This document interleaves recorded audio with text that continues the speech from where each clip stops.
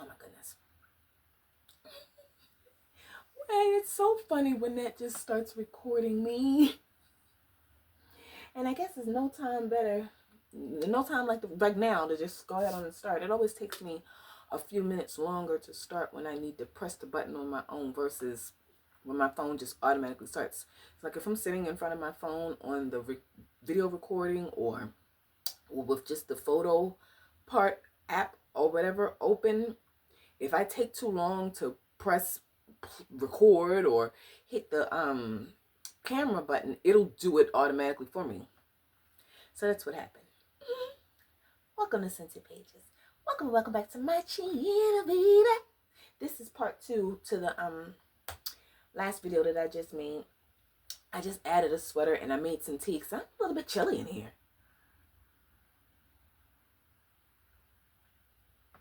So I put on my big sweater. I love this big cozy sweater. It's so cute and cozy to me. With the hood. It doesn't have any buttons or anything, but it's just fun to kind of just wrap up in while I'm in here, in the house, walking around or whatever, if I get a little chilly.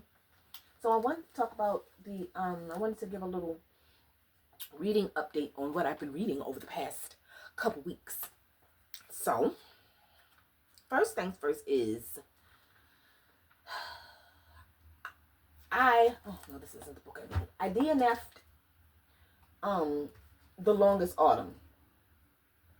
As much as I liked it and was having fun with the beautiful autumn descriptions and stuff, it became the longest book. About halfway through, it just got long and boring, not really entertaining anymore. I didn't really look forward to reading it as much as I did in the beginning, which was aggravating. It also was kind of leaning more so, I would have maybe stuck with it if it had been a little more adult, but because it was leaning heavily on the young adult side and not as racy as I would like it to be, I didn't stick with it, and which was kind of irritating because I did make my way like halfway through. I did get like halfway through, but oh, I thought I still had the bookmark in there. Yeah. Oh, I got like, here's where I had last bent the page. So that's at 156, 150, 157. Well, I wasn't interested in completing it. I'm reading this book now, this audio book, and I think I'm going to do a video for that book too. But in it, one of the segments talks about I can't even think of the title of it. It's called Booksellers and Librarians Share the Joys of Reading. I think that's what it's called. It's a really good book and I'm loving it.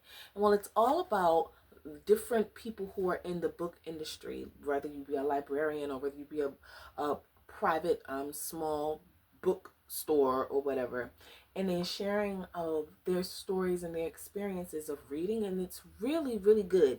And in the book, it has different people, true life people, sharing their stories of, you know, what they love about reading and how they fell into reading and blah blah blah blah blah. But one of the ladies said how life is too short to be reading books that you don't like. It's too short to be reading books that you don't like, and there's way too many other books that you could be spending your time reading, as opposed to finishing a book that you're not enjoying because you started it.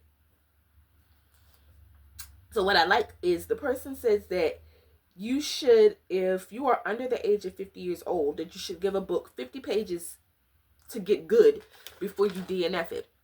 But if you're over 50 years old, you should take however old you are and subtract it from 100, and that's how many pages you should read. So like if you're 70 years old and you subtract 70 from 100, you get 30, and that's how many pages of a book that you should read before DNFing it. And that sounds like good advice to me. Because like I said, there are too many actual good books to be reading. So even though I was disappointed that, you know, I spent the first half of the book wasting my time to not read the second half of the book, I still felt like it's better off just me not reading the rest of it and just spending my time on books that I should be reading. I wish that I had been reading Black Boy instead of that. But whatever. I also started Just My Luck by Shari LaPena. And this is a book about a let me see, did I? No, I didn't do the word for word. Okay, so anyway, this is a book about a group of friends who they all pitch in to over the years to do the big lottery every year. They all throughout, I think it's throughout the year, they all put in their monies to do the lottery, to play the lotto.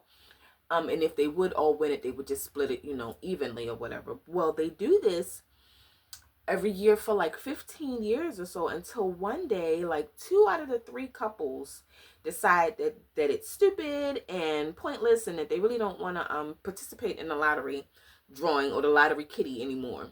Well, the last couple, they decide to stick with it, and they continue to play, and like the next year or so, they win the lottery.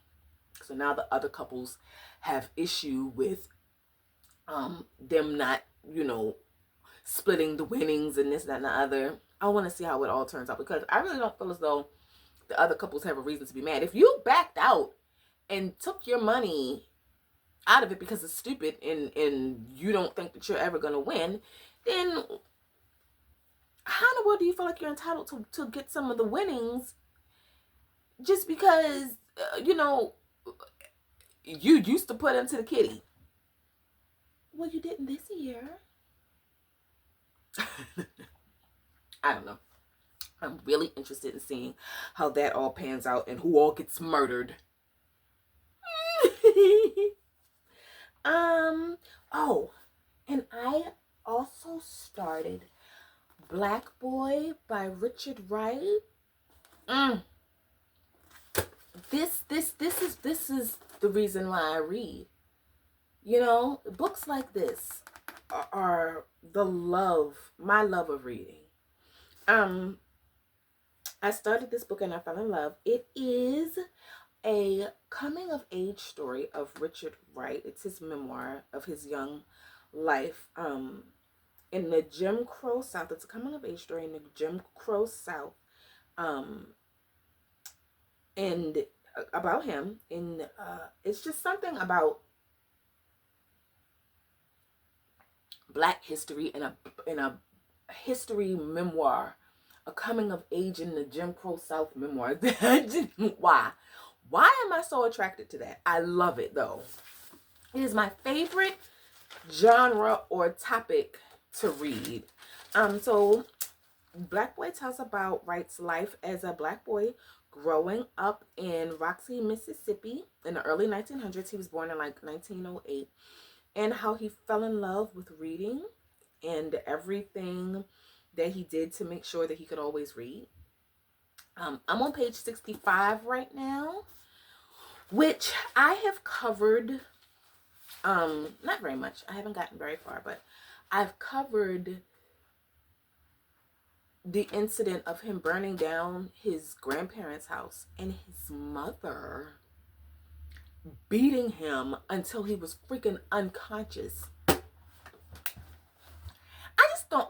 I don't know. I don't understand why they were so mean in the past. Like back in those times, like Jim Crow and this, that, and the other, they were just so mean. I don't understand it. Well, anyway, he talks about, his life and how he was introduced to reading. So far I got 2. The next thing is how he was introduced to reading. So I done put annotating tabs on it and everything, but how he was you can't even really see it. There they are. How he was introduced to reading by this tenant that stayed in his grandmother's house. They had to end up moving back in with his grandmother, and there was this girl who was staying there. I think it was his grandmother or his aunt. Maybe it was his aunt, his mother's sister. But the girl, I think it was his grandmother though, but the girl had given him, she showed him how to read, and she was giving him books to read. Well, his grandmother didn't like the topics of the books. She felt like they were books on witchcraft and a whole bunch of really judgy Southern closed-minded crap.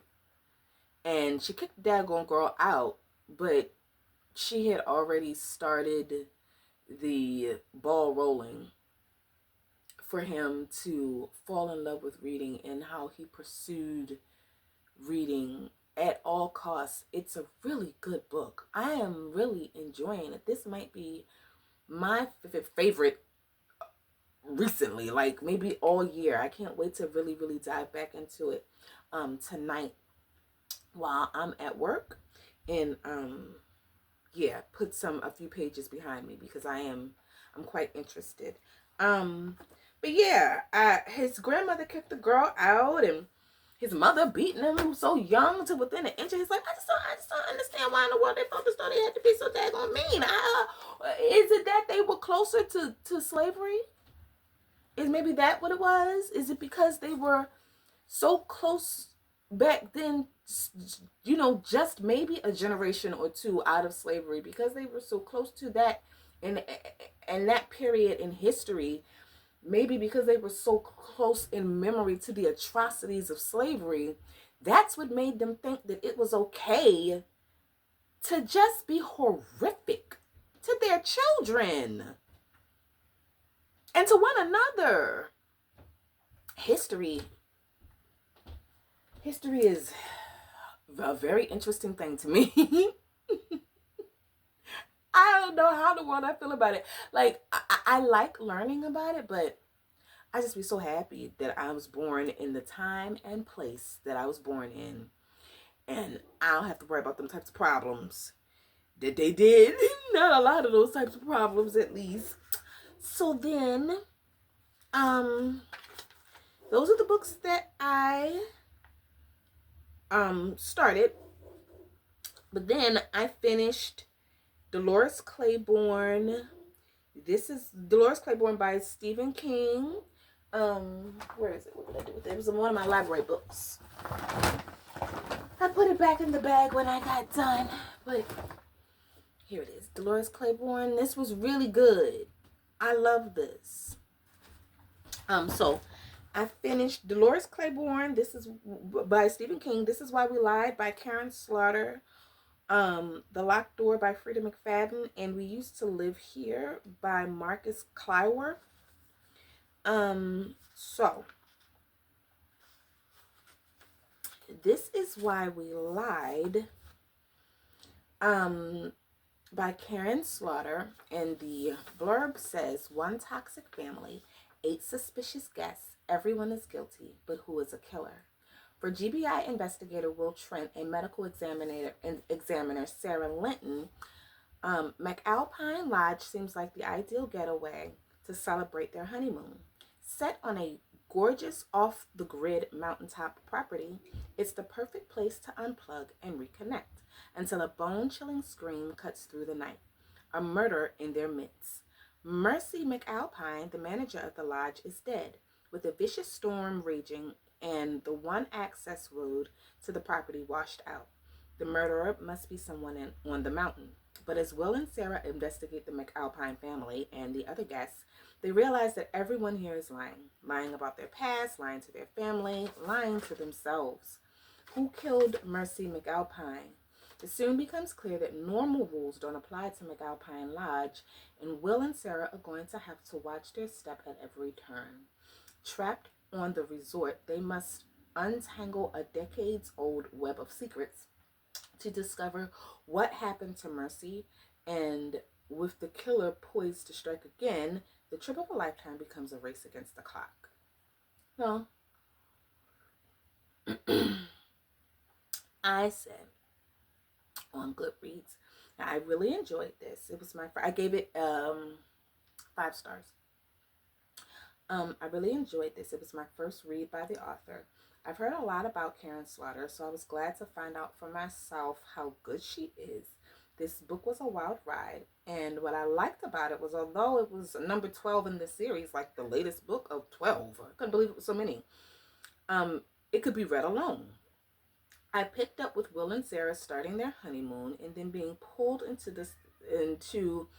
and surrounded by this murder mystery on the resort they're staying at.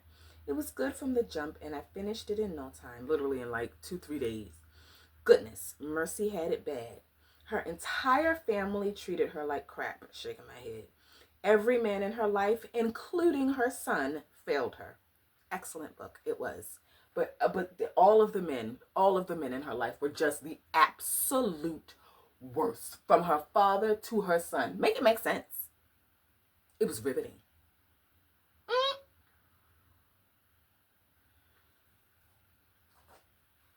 So then, I also read The Locked Door by Freida McFadden. That was good too. This was good too. So I said, oh, okay, wait, before I read what I said, here's the blurb. It says, The Locked Door by Freida McFadden. While 11-year-old Nora Davis was up in her bedroom doing homework, she had no idea her father was killing women in the basement until the day the police arrived at their front door. Decades later, Nora's father is spending his life behind bars, and Nora is a successful surgeon with a quiet, solitary existence. Nobody knows her father was a notorious serial killer, and she intends to keep it that way. Then Nora discovers one of her young female patients has been murdered in the same unique and horrific manner that her father used to kill his victims. Somebody knows who Nora is. Somebody wants her to take the fall for this unthinkable crime. But that's not a killer like her father. But she's not a killer like her father. The police can't pin anything on her as long as they don't look in her basement. This book was good. I gave it a 4 stars. Because I really didn't like the ending. Who it all wrapped up to be and what all it was unsatisfying, and I didn't like it. So I took a star off of that.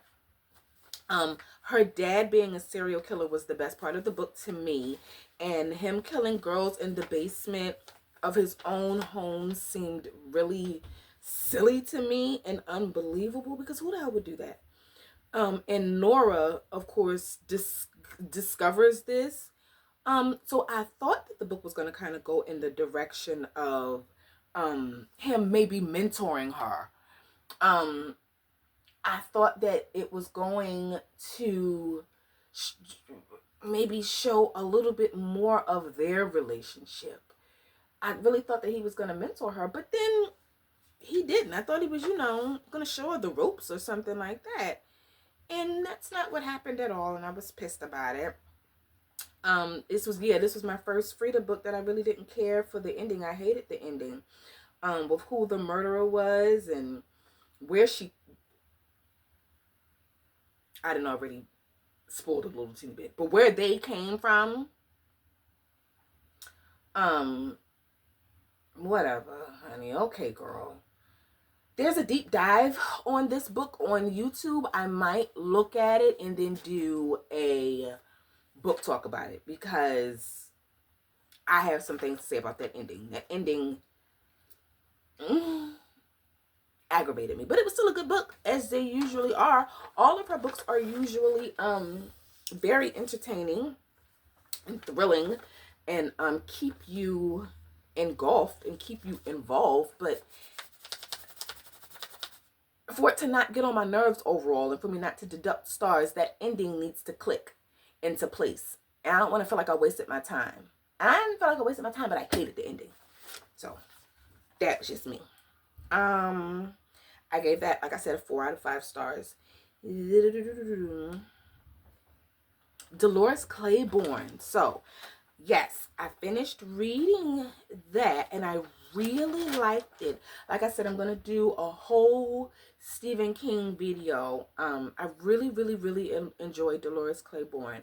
And I liked reading it right behind Rose Madder, because although there were very different stories, quite different stories, they were very similar in essence, in that they were both domestically abused women winning.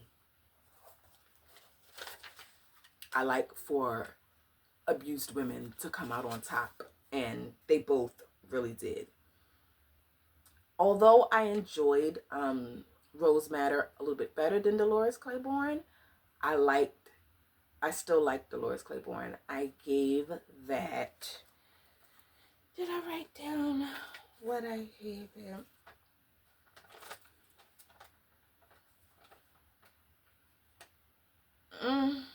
Um, 5 stars. 5 stars for Dolores Claiborne. It was great. I like it when a mother gets his comeuppance. I like it when that uppance comes. So that was quite satisfying. The ending of Dolores Claiborne was very satisfying. I enjoyed it. So yeah. And then lastly, but certainly not least, I listened to, if we're going to speak about women winning, and the women whole thing, I listened to We Used to Live Here by Marcus Clower. 5 out of 5 stars. 5 out of 5 stars. The ending was a little confusing, but I still really enjoyed the story. Yeah.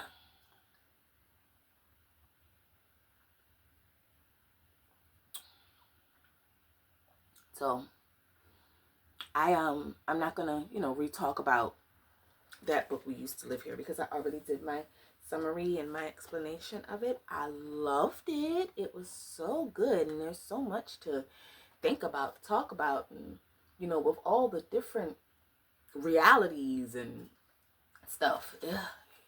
It's a whole lot. But I kind of want to be done with that book. At least for a little while. It was good, but I'm over it. I'm ready to move on and get back into Just My Luck. Finish that up and start some other things. I also want to start, let me see. I want to finish up Just My Luck, and I also want to read, oh, and I need to finish up The Boyfriend also. I'm reading The Boyfriend right now with my daughter, and it's been the sweetest, most fun thing. I still have to finish that up. I think I might have mentioned that a while ago, so I haven't finished that yet. I also want to read Do What Godmother Says, and oh, okay, the book that I was talking about the book about people who love reading. It's called The Secret Lives of Booksellers and Librarians. It's really, really good. I can't wait to, I think I'm going to try my best to do a separate video for that book. Let me see. Do What Godmother Says. I said I wanted to read Just My Luck. And what else? Syndicate was something else. I think maybe I also might want to get back into some John Mars. He had me in a chokehold too for a while. So I think that's it. Let me see. Okay, I guess maybe I could have put this video with the other one, but this is just a little reading update. It doesn't have to be so long. I love having my book talks and my, where I have to retell the story and stuff. That it's so much fun, and that book was really good. Even though We Used to Live Here was a little teeny bit confusing as far as the ending. It's confusing in a good way. It's been sitting with me in a good way, because it's making me, giving me a topic and giving me something fun to try to sort out and get to the bottom of. At least it did for a little while. Like I said, I'm over it now. I'm ready to move on. Finish. Really, really, really looking forward to finishing up Black Boy this week too. So I will catch up with you in a little while when I have some more updates and when I finish some more books. In the meantime, have a good one. Enjoy the rest of your week.